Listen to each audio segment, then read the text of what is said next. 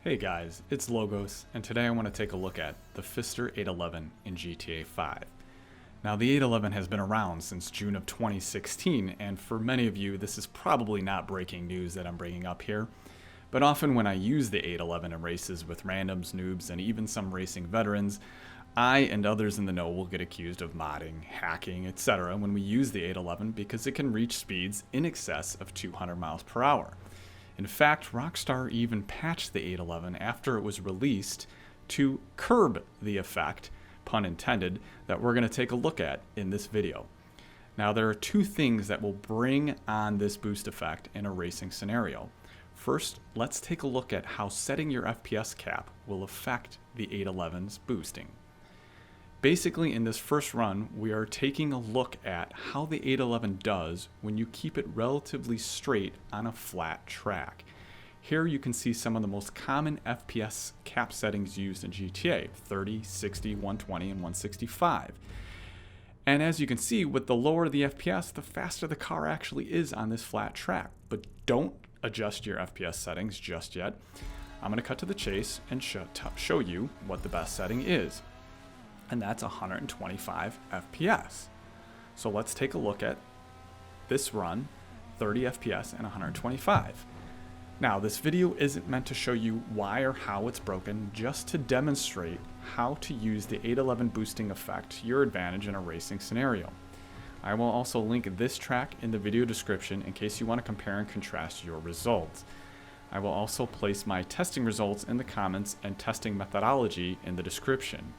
There are also other ways to exaggerate this boost effect, like shooting the suspension, using different tires, but I'm not looking at that today, and there are many other videos out there that can show you that, or maybe this is a subject of a future video.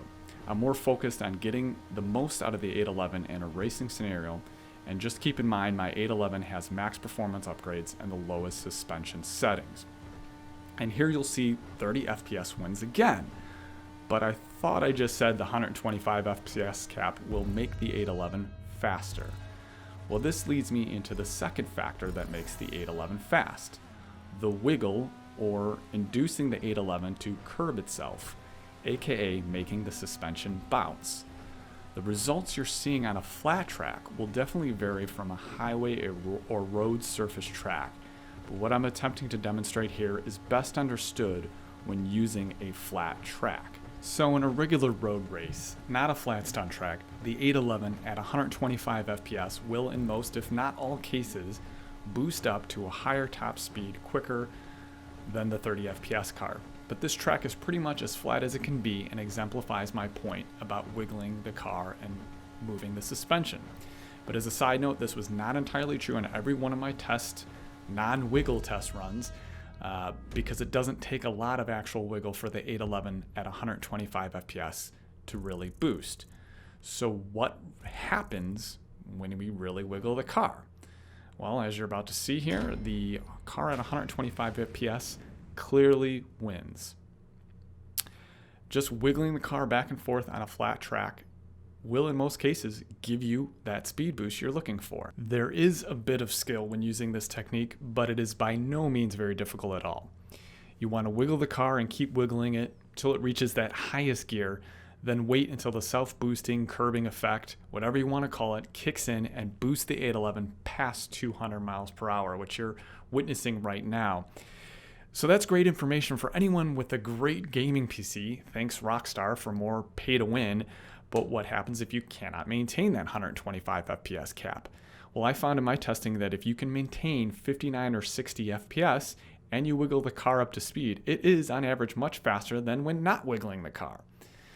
Now, it won't be as fast as someone at the 125 FPS cap, but it will be faster than had you not been wiggling the car up to speed.